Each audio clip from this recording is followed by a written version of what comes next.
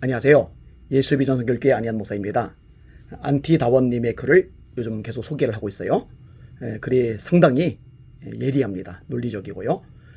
시마보, 안희완, 헤세드, 이동욱과 33인 목회자의 전광훈 대적은 하나님의 심판 경고이다. 전광훈 씨에게 하나님이 경고를 해주시는 건데 이거를 들어야 된다는 거죠. 듣지 않으면 심판을 받는다는 거죠. 내용을 읽어드릴 테니까 한번 잘 들어보시길 바랍니다. 고린도서 12장 1에서 10절까지는 바울 사도가 천국 3층전 체험한 기록이다.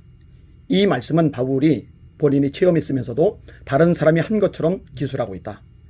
이것이 겸손하며 자기를 신격화하거나 우상시할 것을 예비하기 위한 기획이었다. 부득불 말한다면서 자신을 그리스도 안에 있는 한 사람이라고 한다. 얼마나 겸손한가. 또 우리 성도들의 존재 양식을 그리스도 안에 있는 한 사람이라고 했으니 얼마나 의례롭고 귀한 표현인가. 구원받은 성도는 그리스도 안에 있는 한 영혼인 것이다. 바울은 낙원에 이끌려가 지상의 말로 표현할 수 없는 천국의 신비를 목격했는데도 자신은 이를 자랑하지 않겠다고 한다. 그러면서 오히려 자신의 약한 것들만 자랑하겠다고 한다. 그러면서 누가 바울을 지나치게 생각할까 두려워 자랑을 그만두고 약한 것만 자랑하겠다고 한다. 얼마나 겸비한가. 그러면서 자신의 몸에 있는 병, 사단의 간시를 고쳐주십사고 3번이나 특별 기도했는데도 하나님께서 내 은혜가 네게 족하도다. 이는 내 능력이 약한 데서 온전하여 지민이라 하시고 고쳐주시지 않자 오히려 크게 기뻐하며 그리스도를 위하여 박해와 고통받는 것을 기뻐하고 약한 그때에 강해지는 비결을 증거하고 있다.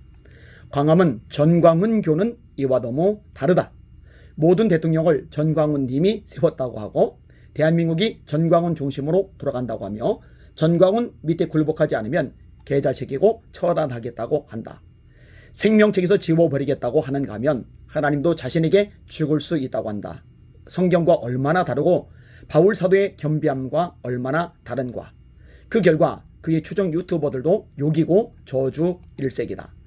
그리스도의 기본 덕목은 매사 하나님의 은혜에 감사하고 그 하나님의 영광을 드러내고 자신은 낮춘다. 영광 받으실 분은 하나님 성삼위이시다. 그런데 인간이 그 기본을 버리고 날뛰면 하나님께서 질투하시게 된다. 전광훈 교는 인간을 우상으로 하거나 여호와의 이름을 망령되이 일컬음으로 2와 3계명 모두를 어기고 있는 셈이다.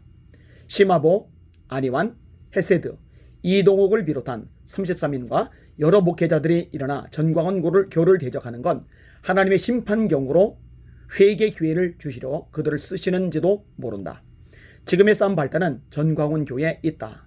그 험한 말과 방종스러운 행위에 이미 채찍이 들려있다가 안희완 스타일들로 나타났을 것이다. 문제길은 전광훈 교가 무조건 바울의 겸비를 모델로 하나님과 교기 앞에 사죄하고 그 험한 발설과 행위들을 고치면서 안희완 스타일들을 끌어안아야 한다. 그렇게만 하면 전광훈 님이 복을 받고 한국계도 힘을 얻을 것이다. 전교조는 애국심이 있고 수고도 많이 있는데 그 험한 욕설과 자기 독점주의, 과도한 영용심으로 도리어 교계의 고통거리가 되고 있다. 이 부분은 제가 생각이 좀 다른데요. 전광훈 씨 애국심 없습니다. 나라를 위해서 진짜 이 대한민국을 살리기 위해서 헌신하고 애쓰고 수고를 한 게 아니라 자기 뱃속을 채우기 위해서 자기 가족들 배불리기 위해서 움직인 겁니다. 지금 결과들이 그렇게 나타나고 있잖아요. 대체 이 대한민국이 어떤 유익을 그쳤는데요? 대체 한국계에 어떤 유익을 주었는데요? 없어요. 없습니다. 전교주가 돌이켜 바울의 겸비를 본받아 심기일전할 수 있을까? 하나님께서 하시면 모를까? 교주 셀프로는 힘들지 않을까 싶다. 이 부분은 저도 동감합니다. 교주 셀프, 전광훈 셀프로는 힘듭니다. 만약에 회개의 가능성이 있다면요, 진즉에 겸손하게 자기를 낮췄겠죠. 하나님 자리에 올랐었던 거에 대해서 회개했겠죠. 한국교회에 민폐 끼쳤던 것에 대해서 사과를 했겠죠. 사실 자기의 뜻과 맞지 않아도 상대방의 말이 옳으면 고개를 숙이고 인정할 수 있는 게 겸손함인데 이런 겸손함을 단 한 번도 본 적이 없어요. 찍어 누르죠. 자기 반대하면 주사파랍니다. 자기 욕하는 거 뭘 하면 주사파랍니다. 전부 다 주사파예요. 전부 다 간첩이에요. 자기에게 맹종하래요. 이런 사람이 회개를 하는 거 불가능하죠. 안티대화님도 정확하게 보신 것 같아요. 다시요. 전교주가 돌이켜 바울의 겸비를 본받아 심기일전할 수 있을까? 하나님께서 하시면 모를까? 교주 셀프로는 힘들지 않을까 싶다.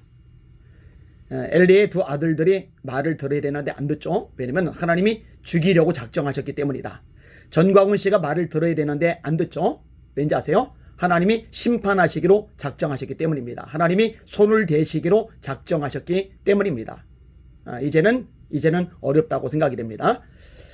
혹시라도 돌이킨다면 저는 지금에라도 얼마든지 제 태도를 바꿀 의향이 있습니다. 그런데 현실적으로 쉽지는 않다. 이게 제가 내리는 결론입니다.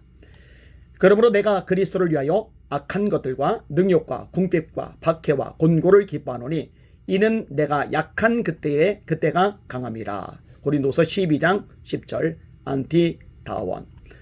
이분이 또 얼마나 글을 저에게 보내주실지 모르겠는데 또 보내주신다면 읽어보고 또 소개를 할 수 있도록 그렇게 하겠습니다. 참 글을 잘 쓰세요. 누군지 많이 궁금해집니다. 한 번도 만난 적이 없어요. 전화 통화한 적도 없습니다. 본인에 대해서 이름하고 하고 있는 일들에 대해서 저한테 보내주긴 했지만 그거는 일단 감춰두도록 하겠습니다. 사랑하는 시청자 여러분, 우리는 하나님을 두려워합시다. 예수님이 말씀하셨어요. 몸은 죽여도 영혼은 능히 멸하지 못하는 사람을 두려워하지 말고 오직 너희 몸과 영혼을 능히 지옥에 멸하실 수 있는 그를 하나님을 두려워해라. 여호와를 경외하는 것이 지혜의 근본이라 하셨는데 이 경외란 말은 두려움이 담긴 거예요. 하나님 너무 크고 위대하시기 때문에 그 하나님 앞에 떨며 나가는 거예요. 그게 제일 근본이에요. 전광훈 씨에게 전혀 없는 태도이죠. 저와 여러분은 하나님을 두려워하는 지혜가 있기를 소망합니다. 한 해 마무리 잘하시고 새해 주님의 말씀에 더 든든히 서시고 승리하시는 여러분 되시기를 예수님의 이름으로 축복합니다. 할렐루야.